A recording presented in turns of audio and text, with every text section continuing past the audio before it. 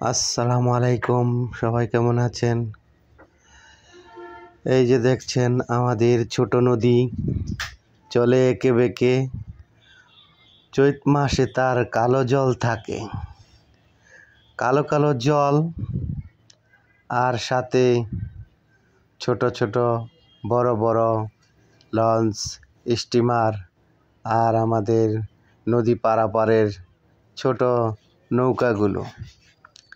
এই যে দেখছেন দুই পারে সারি সারি নারিকেলের গাছ, আর হচ্ছে তরমুজ, আর হচ্ছে বাদাম, আর হচ্ছে বিভিন্ন রকমের ফল ফলাদির গাছ। দুই ধারে অনেক হয়ে আছে বিভিন্ন রকমের সবজি, আর এদিকে অনেক সুন্দর সুন্দর জাহাজ মাল নিয়ে আসে।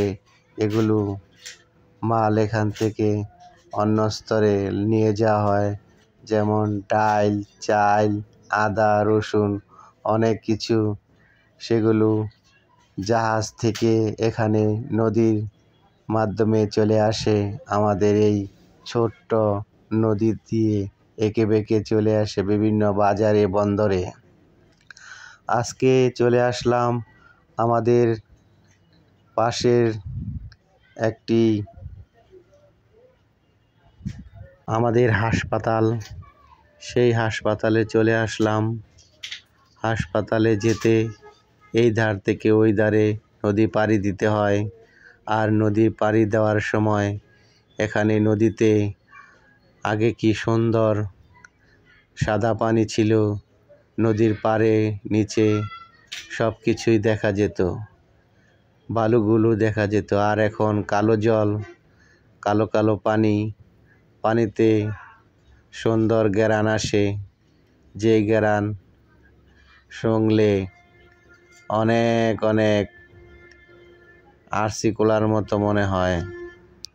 এটাই সেই নদী যাকে বলা হয় শীতলক্ষ্যা, যার জল খেয়ে মানুষের শরীর মন জুড়ায়, শীতল হয়, তাই তার নাম শীতলক্ষ্যা। শীতলক্ষ্যা আজ তার আগের সেই রূপে নেই, এখন সে কালো পানিতে বদল হয়ে গেছে। হয়তো বৃষ্টি বাদল আসলে আবার তার নতুন রূপ ফিরে পাবে, নতুন স্রোত, নতুন পানি। তাই আর কি বলবো।